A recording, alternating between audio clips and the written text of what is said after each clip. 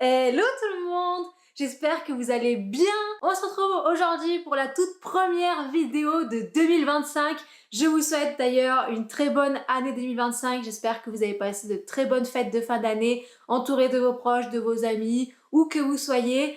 Je vous souhaite que cette année vous apporte tout ce que vous souhaitez, tout ce que vous désirez, de la réussite professionnelle, personnelle, la santé, la joie, le bonheur, l'harmonie, enfin voilà, tout ce que vous voulez. Et vraiment, je vous souhaite une très bonne année. On se retrouve aujourd'hui pour une toute nouvelle vidéo qui est tout ce qu'il faut savoir sur la saison 2025 du PVT. Et pas que, parce que je vais aussi vous faire un petit point immigration sur tout ce qui se passe un petit peu plus tard dans la vidéo, parce que je pense que c'est très important et ça vous concerne aussi de savoir tout ce qui se passe au Canada. Donc on va parler de tout ça aujourd'hui. C'est la troisième vidéo que je fais sur ce thème-là. J'en ai fait une en 2023, en 2024 et maintenant cette année en 2025. J'aime bien faire cette vidéo parce que je trouve que ça permet de faire un point sur l'année qui s'en vient, justement de voir un peu les différentes nouveautés, les différentes choses, les nouvelles mesures, les changements, vraiment de faire un point et au moins vous partez avec une idée claire de ce qui vous attend sur cette nouvelle année. On commence sans plus tarder avec toutes les nouvelles informations à savoir sur cette nouvelle année 2025. Tout d'abord, les bassins se sont ouverts le 16 décembre 2024, donc il était possible de s'inscrire à partir de cette date-là. Et la première ronde d'invitation aura lieu la semaine du 13 janvier. Donc généralement, c'est le lundi soir qu'elle a lieu, heure française, heure européenne. Mais bon, ça pourrait peut-être avoir lieu le mardi, le mercredi, on n'en sait rien. L'immigration change au gré de ses envies. Ensuite, deuxième information, le quota. Il a diminué par rapport à l'année dernière. Il était de 7000 places pour les Français et cette année, il est passé à 6615 places. Et pour les Belges, il est cette année de 750 places. Donc pour moi, la réduction du quota va de pair avec les nouvelles mesures et le chemin qu'est en train de prendre le Canada, qui est de réduire le nombre de résidents temporaires au Canada. Ensuite, autre information, le prix du PVT a encore augmenté. C'est la deuxième ou troisième année consécutive, je crois, qu'il augmente. Il ne fait que flamber.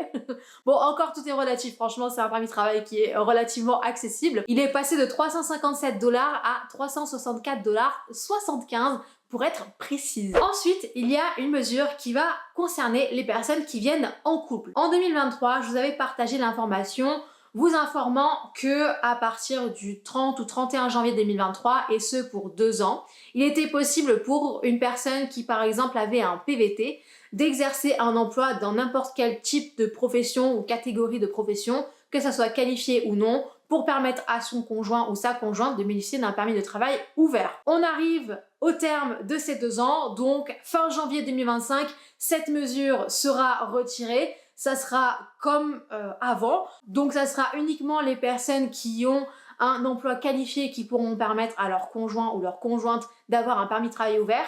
Mais on est le 8 janvier au moment où est-ce que je tourne cette vidéo. Il y a eu des informations qui sont sorties un peu à gauche et à droite concernant l'éligibilité des personnes qui pourraient faire bénéficier un permis de travail ouvert de conjoints de fait. Je m'explique. Là, à partir de début février, ça redeviendra les professions qualifiées qui pourront permettre aux conjoints d'avoir un permis de travail ouvert. Il est possible que dans ces professions qualifiées, ce ne soient pas toutes les professions qui soient éligibles, mais seulement certaines catégories. Par exemple, j'ai vu passer les chercheurs, les ingénieurs, vraiment certaines catégories, certaines professions qui pourraient permettre l'éligibilité au conjoint. Donc, si je résume bien, à partir de février 2025, ce ne sera plus toutes les professions qui pourront permettre un permis de travail ouvert de conjoint de fait, mais ce sera uniquement les professions qualifiées, donc les professions qui appartiennent aux catégories 0, 1, 2 ou 3. Mais il est possible qu'au cours de l'année, dans ces professions qualifiées 0, 1, 2 ou 3, il n'y ait au final que certaines catégories ou certaines professions qui puissent réellement faire bénéficier d'un permis de travail ouvert de conjoint de fait. Pour le moment, il n'y a aucune information officielle qui est sortie à ce sujet, mais je vous en informe comme ça, vous avez déjà la petite idée. Et si jamais il y a du nouveau à ce sujet, je vous mettrai des actualités dans le commentaire épinglé. Depuis le 24 décembre 2024, il n'est plus possible de faire le tour du poteau pour demander un permis de travail ou un permis d'études à un point d'entrée. C'est-à-dire qu'avant, il était possible de faire la demande du permis de travail ouvert de conjoint en arrivant directement à l'immigration, que ce soit à l'aéroport ou en faisant le tour du poteau. C'est-à-dire que vous sortez du territoire canadien et vous vous rendez à la frontière américaine et ensuite vous faites le tour. J'ai fait une vidéo dédiée complètement au tour du poteau si jamais ça vous intéresse, que je vous mets juste ici. Désormais, toutes les demandes doivent se faire en ligne. Donc, si vous êtes éligible au permis de travail ouvert de conjoint, vous allez devoir faire la demande en ligne, ce qui fait que ça va prendre maintenant plusieurs semaines, ça ne sera plus instantané comme on pouvait le faire avant. Maintenant, on va passer au point d'immigration qui, je pense, va concerner pas mal d'entre vous, dans le sens où je sais que vous êtes nombreux et nombreuses à aller au Québec, notamment à Montréal, lorsque vous allez faire votre PVT, votre stage, votre job professionnel ou votre VIE, et qu'ensuite vous souhaitez vous établir avec la résidence permanente. Pour votre information, si vous n'avez pas vu passer cette actualité, le Québec a décidé de geler 2 de ses programmes pour pouvoir obtenir la résidence permanente. Donc il y a le programme régulier des travailleurs qualifiés qui est devenu le programme de sélection des travailleurs qualifiés en novembre, donc fin novembre. Je devais d'ailleurs faire une vidéo à ce sujet, mais j'en vois pas en fait l'intérêt tant qu'il y a ce gel. Je vais pas vous faire une vidéo avec des conditions qui pourraient en plus éventuellement changer d'ici là. Et vous avez ensuite le programme de l'expérience québécoise pour les volets des diplômés, où le Québec n'accepte plus de demandes. Donc ça a été mis en place depuis fin novembre 2024. Il y a un gel donc sur ces 2 programmes jusqu'au 30 juin 2025. C'est-à-dire que pour le programme régulier des travailleurs qualifiés ou le PSTQ, le Québec n'envoie plus d'invitation. Et pour le programme de l'expérience québécoise volet diplômé, le Québec n'accepte plus de nouveaux dossiers. Seul le programme de l'expérience québécoise volet travailleurs, donc les personnes qui travaillent au Québec et qui ont acquis 2 années d'expérience québécoise, peuvent toujours déposer une demande pour obtenir la résidence permanente. Toutes les personnes qui avaient déjà envoyé leur dossier ne sont bien sûr pas concernées et le traitement est toujours en cours. En plus de ça, il y a eu aussi la suspension de l'événement de recrutement des Journées Québec. Donc si vous ne le connaissez pas, c'était un événement plutôt connu qui permettait à des recruteurs québécois d'être en relation avec des candidats internationaux. Ce ne sont pas que français, mais il y en avait vraiment partout dans le monde. C'était des événements qui étaient vraiment très intéressants pour pouvoir trouver un employeur et notamment un contrat pour avoir ensuite un permis de travail jeune professionnel. Ces Journées Québec sont désormais suspendues pour une durée indéterminée. Ça fait suite, hein, bien sûr, avec le gel des programmes du Québec, sachant que il n'est pas confirmé que ça reviendra après le gel. Le gouvernement canadien encourage les entreprises à embaucher plutôt des personnes qui se trouvent sur place au lieu d'aller en rechercher d'autres qui se trouvent à l'étranger. Il y a déjà énormément de monde au Canada, donc autant l'utiliser. Aussi, dernière information qui s'est passée il n'y a pas très longtemps, le 6 janvier, le Premier ministre Justin Trudeau a annoncé sa démission. Donc il y a une prorogation du Parlement jusqu'au 24 mars 2024. Donc si je ne me trompe pas et si j'ai bien compris ce qui se passe, c'est que le Parlement n'aura plus d'action jusqu'au 24 mars 2024. D'ici là, donc les partis, notamment le Parti libéral, doit trouver un remplaçant pour Justin Trudeau, mais si j'ai bien compris, n'hésite pas à me corriger en commentaire. J'essaye de me renseigner un peu plus sur l'actualité politique. C'est vrai que c'est quelque chose avec lequel j'ai un petit peu du mal, que je ne suis pas vraiment. Mais bon, je me dis ça pourrait quand même être intéressant de suivre tout ça. Et puis c'est un pays qui m'intéresse aussi, donc autant suivre toutes ces informations. Normalement, il devrait y avoir des élections qui devraient se dérouler au printemps 2024 au lieu de se dérouler initialement en automne 2025. Ça fait beaucoup d'informations.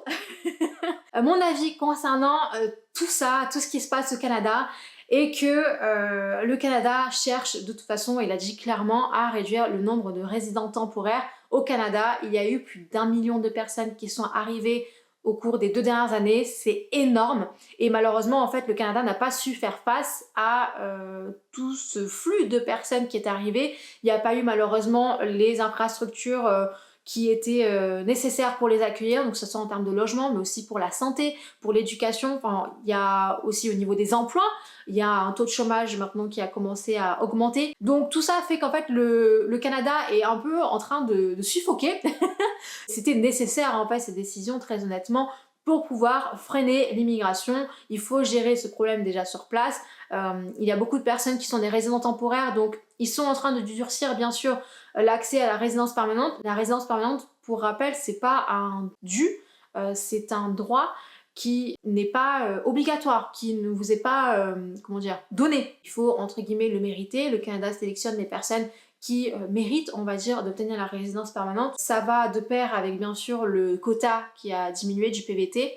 Habituellement, les saisons précédentes, ce qui se passait, c'est qu'au cours de la saison, par exemple en avril-mai, le quota était revu à la hausse. Par exemple pour le quota français, ce qu'il faisait, c'est qu'il faisait un point par rapport aux autres bassins, le bassin du jeune professionnel, le bassin du jeune professionnel VIE et le bassin du stage coop, pour voir où en était le nombre d'invitations qui avaient été envoyées par rapport au quota, et ils font ensuite des prévisions, et en fonction de ça, ce qu'ils faisaient, c'est qu'ils diminuaient donc le quota de ces 3 bassins pour redistribuer ce quota pour le PVT Canada. Ça n'a pas été le cas en 2024 et je pense honnêtement que ça ne sera pas le cas cette année en 2025, ni même en 2026. Mon conseil, ce serait vraiment que si vous avez ce projet d'aller au Canada, je vous encourage vivement à peut-être vous tourner vers d'autres solutions qui seraient peut-être la résidence permanente, notamment hors Québec. Le Canada vraiment encourage les personnes francophones à venir s'installer hors Québec pour avoir davantage une homogénéité entre francophones et anglophones au niveau de tout le Canada.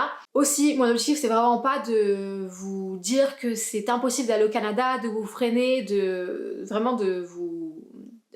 vous décourager. Mon objectif, c'est vraiment de vous donner une réalité réelle du terrain.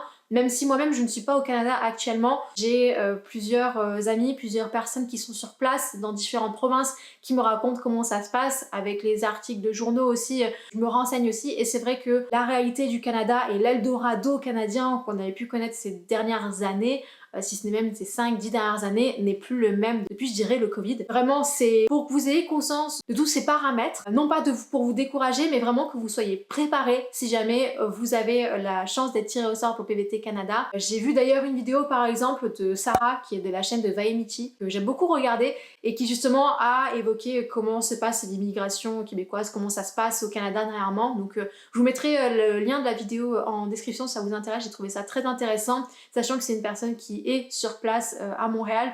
Donc vraiment regardez le retour de ces personnes qui sont sur place, est vraiment très intéressant et c'est très important pour vous si vous projetez justement de venir au Canada. Voilà, c'était tout pour cette vidéo. J'espère que ça vous aura plu, que ça vous aura pas vraiment démoralisé. Mon objectif, c'est de vous donner une réalité réelle du terrain et pas une réalité enjolivée. C'est vraiment pas mon objectif.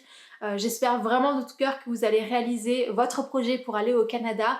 Je vous prépare une vidéo bilan de mon année 2024 et des projets pour 2025 qui sortira en février prochain. Je vous invite à rester connectés parce qu'il va y avoir beaucoup de changements, beaucoup de nouveautés. Ça va swinger, comme on dit. Ça va déménager, donc j'espère que ça vous aura plu. Je suis super contente de revenir sur YouTube. J'espère revenir tous les 15 jours ou peut-être tous les 3 semaines. Dites-moi, vous, quel est votre projet? Si vous prévoyez demander votre PVT pour l'année 2025 ou si vous avez un autre projet, vraiment, je serais curieuse de connaître tout ça. Je vous invite à vous abonner à la chaîne, à commenter, à partager, à liker la vidéo si jamais ça vous a plu, à me rejoindre sur Instagram parce qu'il va y avoir pas mal de petites nouveautés là-bas. Et puis sur ce, je vous dis à bientôt pour une prochaine vidéo. Tchuss!